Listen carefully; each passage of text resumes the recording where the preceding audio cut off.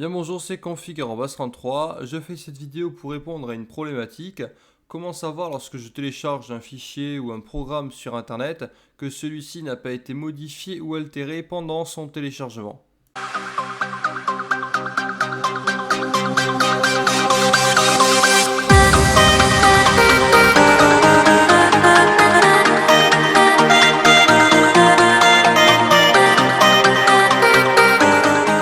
Pour ce faire, nous allons parler d'une fonction cryptographique qui s'appelle le SHA-1, qui aujourd'hui, par risque de sécurité, est en train d'être remplacé par le SHA-256, par risque de collision. Enfin, je ne rentrerai pas trop dans les détails qui sont assez techniques, je suis juste là pour vous expliquer comment ça marche.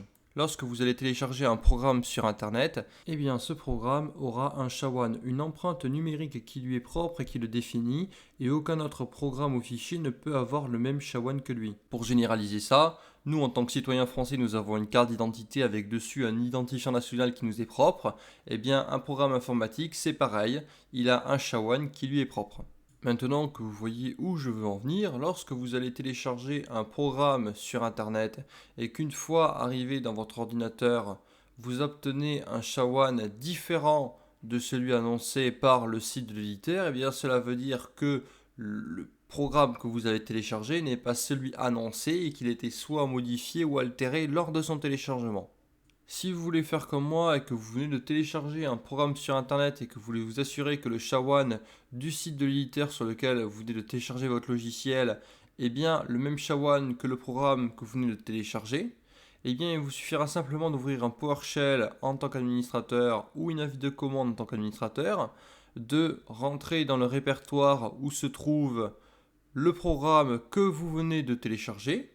Une fois que vous avez bien localisé votre programme, il vous suffira simplement d'utiliser une commande sous Windows qui s'appelle certutile avec l'argument hfile suivi du nom de votre programme. Maintenant que vous connaissez le SHA-1 du programme que vous avez dans votre ordinateur et que vous voulez savoir s'il est bien identique à celui annoncé par le site de l'éditeur sur lequel vous venez de télécharger votre programme, maintenant, vous allez faire une simple fonction informatique dans laquelle vous allez dire si ce h est égal à celui-là, alors tu me retournes OK. En pratique, qu'est-ce que ça donne? Vous allez écrire if, espace, avec entre guillemets le premier h, suivi d'un espace et deux égales, puis un espace, puis entre guillemets, vous allez mettre le deuxième h, avec un espace, écrire echo, puis espace et OK. Il ne vous reste plus qu'à faire entrer. Si le PowerShell vous retourne bien OK, cela veut dire que les deux H sont identiques.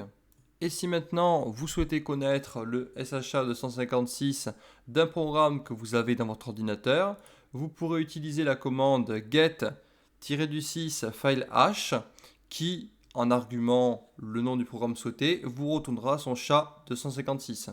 Maintenant, je comprends que cette méthode soit un petit peu longue et usante à force, mais si vous voulez obtenir toutes les sommes de contrôle, donc ce qui regroupe le SHA-1 et le SHA-256 d'un programme, eh bien, je vous invite vivement à installer le logiciel setzip qui, en plus de décompresser les fichiers, vous permettra d'obtenir toutes les informations sur chaque programme que vous avez dans votre ordinateur. Cette vidéo est terminée, j'espère vraiment qu'elle vous a plu. Pour encore plus de vidéos, n'hésitez pas à vous abonner à la chaîne. C'était Config 3.